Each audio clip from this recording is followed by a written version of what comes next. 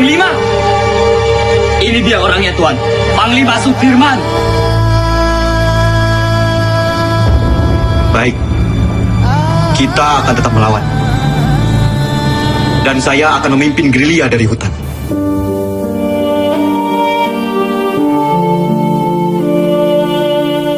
Dia adalah salah satu pahlawan yang dicintai dan dikagumi dalam sejarah perjuangan kemerdekaan Indonesia.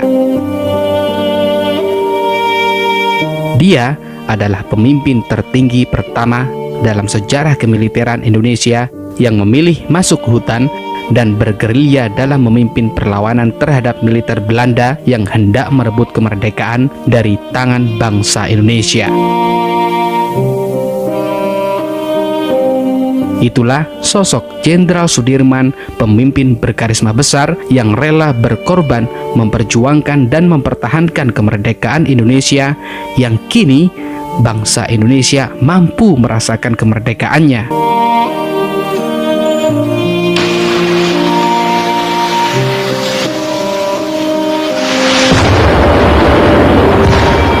Banyak berbagai kisah heroik dan berbagai kisah kesaktian yang dialami oleh Jenderal Sudirman. Salah satu kisahnya yakni saat Jenderal Sudirman dan pasukannya sedang melakukan perang gerilya pada tahun 1948 yang senter beredar dan menjadi sejarah di tanah air. Kala itu, Jenderal Sudirman berhasil mengecoh Belanda yang berusaha menangkapnya. Dia disebut memiliki jimat yang ampuh untuk melindungi dirinya dari serangan agresi Belanda kala itu. Inilah salah satu kisah dari berbagai kisah heroik dan kesaktian Jenderal Sudirman dalam menghadapi Belanda.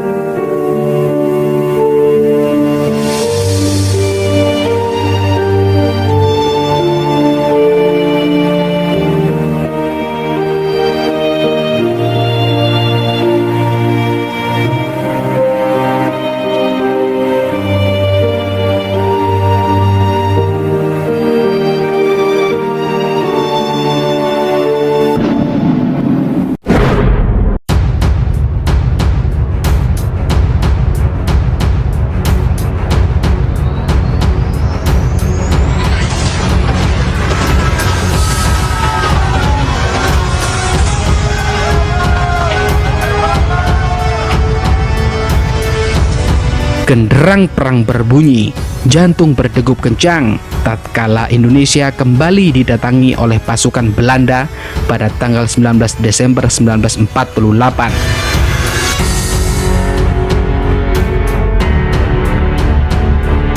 Saat itu, Belanda mulai menyerang pangkalan udara Maguwo di kota Yogyakarta, yang saat itu menjadi ibu kota Indonesia.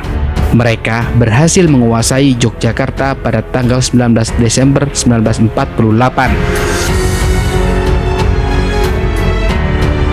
Karena Belanda terus-menerus melakukan serangan, pada tanggal 22 Desember 1948, Jenderal Sudirman memutuskan untuk meninggalkan kota Yogyakarta untuk memulai perang gerilya. Sebenarnya, saat itu Jenderal Sudirman sedang mengalami sakit TBC yang membuat paru-parunya hanya berfungsi 50%. Karena itulah, Presiden Soekarno menyarankan agar Jenderal Sudirman beristirahat lantaran terbujur sakit, dan Presiden Soekarno juga menyarankan agar tidak melakukan perang gerilya. Sekarang lebih baik Dimas pulang dan mengasuh. Dimas di sini saja bersama-sama kami. Namun, meskipun dirinya sakit parah, bagi Jenderal Sudirman tidak ada kata menyerah. Beliau adalah orang yang gigih pendirian dan berusaha secara maksimal meskipun kondisinya menyulitkan. Dan saya akan memimpin gerilya dari hutan. Kalau memang ini sudah menjadi tekad, jadikan ini perang gerilya semesta. Singkat cerita, akhirnya Jenderal Sudirman melakukan misi perang gerilya yang berlangsung pada akhir Desember 1948 hingga awal Juli 1949.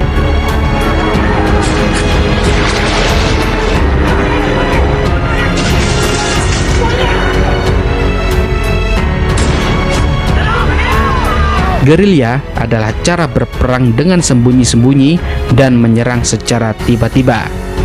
Selama perang gerilya, pasukan yang dipimpin Jenderal Sudirman melakukan penyerangan ke pos-pos yang dijaga Belanda atau saat konvoi. Selain berbagai strategi untuk memecah konsentrasi Belanda, perang gerilya juga merupakan respon Indonesia atas agresi militer kedua yang dilancarkan oleh Belanda. Duiden de plaatsen aan waar de destijds en fabrieken lagen. Trieste verwoestingen te midden van de prachtige zwijgende natuur. Ada kabar. Panglima besar bersama kalian sekarang. Kalaupun ada, sudah pasti Belanda akan menyerang kita ke sini. Buktinya Belanda serang Kediri.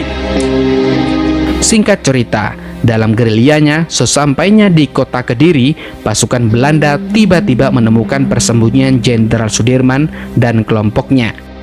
Diketahui bahwa keberadaan Jenderal Sudirman ini rupanya dilaporkan oleh salah seorang prajurit Jenderal Sudirman, yang mana prajurit ini adalah prajurit pengkhianat. Meskipun begitu, Jenderal Sudirman sebenarnya mengetahui hal ini. Belanda! Belanda sedang menuju ke sini. Dari arah mana, Mas? Sono! Keluar! Karena keberadaan Jenderal Sudirman diketahui oleh Belanda, dalam keadaan yang sangat genting, Jenderal Sudirman lantas mengajak para prajuritnya untuk menggelar zikir bersama. Seketika itu, Jenderal Sudirman mengatakan kepada prajuritnya, "Mari kita berzikir agar diberi pertolongan Allah. Jangan sekali-kali di antara tentara kita ada yang menyalahi janji menjadi pengkhianat nusa, bangsa, dan agama. Kalian harus senantiasa ingat bahwa perjuangan selalu memakan korban. Jangan sekali-kali kita membuat rakyat menderita."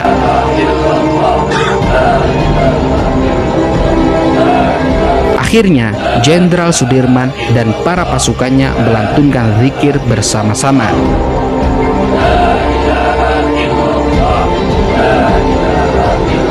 Seketika itu, anehnya, tidak ada satupun pasukan Belanda yang mempercayai sang pengkhianat bangsa Indonesia itu mengenai identitas Jenderal Sudirman. Mana Panglima?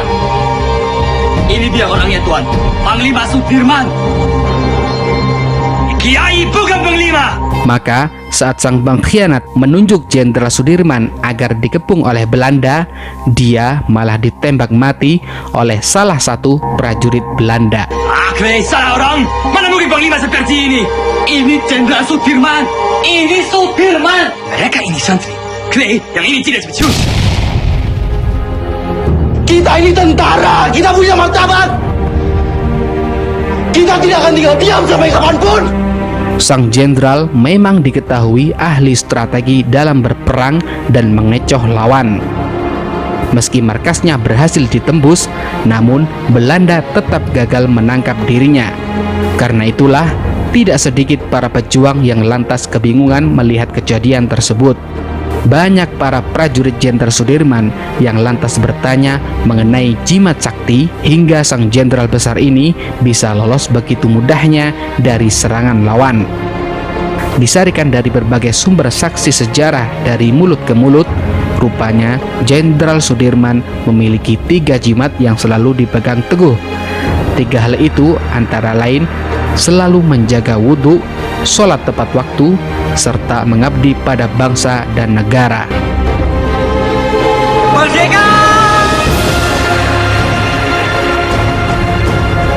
Teruslah mengingat dan mengenang para pahlawan bangsa Indonesia ini yang merelakan segalanya demi memperjuangkan kemerdekaan bangsa Indonesia.